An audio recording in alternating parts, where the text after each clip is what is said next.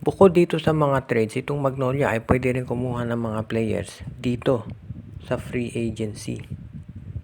Alam natin na ang darating na season na to, pag natapos na tong conference na to, tapos na yung PBA season. Dalawang conference lang tayo ngayon. At merong mga players na mag-free agents na pwede nilang kunin. At syempre dyan, pagdating sa free agents, ang nakikita natin ay dalawang posibilidad o dalawang players ang matunog talaga pangalan. Ito si Chris Newsome at Troy Rosario. Alam nating lahat na yung pangalan ni Chris Newsome ay nalilink dito sa Barangay Ginebra.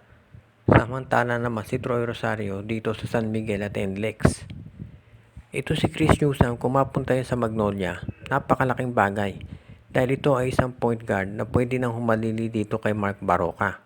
At kapag nagkataon, magkakaroon ka ng Baroka, Halalon at Newsome sa backcourt mo.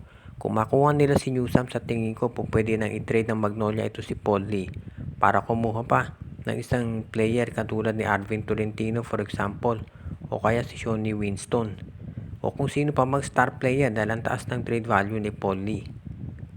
Pangalawa, itong si Troy Rosario pwede rin kunin niya ng Magnolia. Ilang beses nang sinabi ng mga insider sa camp ng Hot Shots na big man na may tira sa labas ang gusto nila. Kaya nga si Arvin Tolentino sana, kaya lang pumasok sa eksena Ginebra at ang balita gusto rin ito ni Coach Tim Cone kunin dahil injury prone pala itong si Jamie Malonzo. So kung hindi nila makukuha si Malonzo, itong si Arvin Tolentino rather, pwedeng kunin ng Magnolia ang free agent na si Troy Rosario. Dahil ito ay 6'7 at merong 3-point shot. Yung eksaktong hinahanap ng hot shots ngayon.